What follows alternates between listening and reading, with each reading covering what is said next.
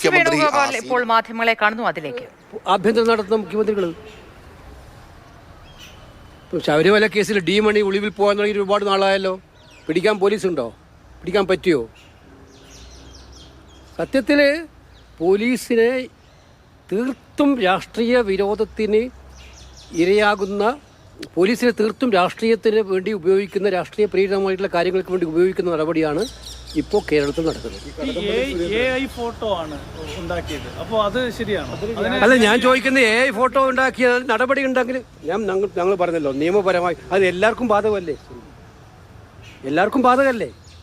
നിയമത്തിന്റെ വഴിയാണെങ്കിൽ നിയമത്തിന്റെ വഴി പോകുന്നതിന് ആരും എതിര് പറയില്ലല്ലോ. ആ മാത്രമേ മുഖ്യമന്ത്രിയുടെ ഫോട്ടോ ഒറിജിനൽ അല്ല. മുഖ്യമന്ത്രിയുടെ എത്ര ഫോട്ടോ വന്നു? കടകംപള്ളിയുടെ കൂടെ നിൽക്കുന്ന ഫോട്ടോ ഒറിജിനൽ അല്ല. ഇത് കൃത്യമായിട്ട് ഇത് നിങ്ങൾക്ക് സൗകര്യം ഉണ്ടാകുന്ന രീതിയിൽ വ്യാഖ്യാനിക്കുക.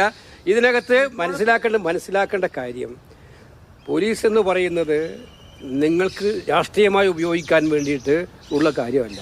നിയമം നടപ്പിലാക്കാൻ പോലീസ് നടപ്പിലാക്കിക്കോ, നിയമപരമായി കേസെടുത്തോ.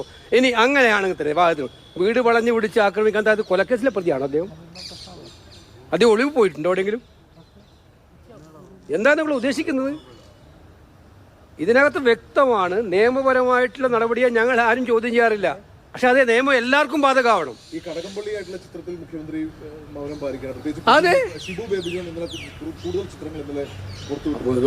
വന്ന ചിത്രങ്ങൾ കണ്ടാൽ അത് എത്രമാത്രം ഇതുണ്ട് അതിനകത്ത്. അപ്പൊ ഇത് ഞാൻ പറഞ്ഞത് ഇത്രയേ ഉള്ളൂ. ഈ കാര്യത്തിൽ സുബ്രഹ്മണ്യന്റെ അറസ്റ്റിന്റെ കാര്യത്തിൽ കേരള പോലീസ് കാണിച്ചിരിക്കുന്നത് കാട്ടുനീതിയാണ് എന്നുള്ളൊരു സംശയമില്ല, ഇരട്ടത്താപ്പാണെന്നൊരു സംശയമില്ല. അത് കൊണ്ട് പേടിപ്പിച്ചിട്ടൊന്നും ഈ സ്വർണ്ണക്കൊള്ള മറക്കാൻ പറ്റില്ല എന്ന് മാത്രമേ എനിക്ക് പറയാനുള്ളൂ.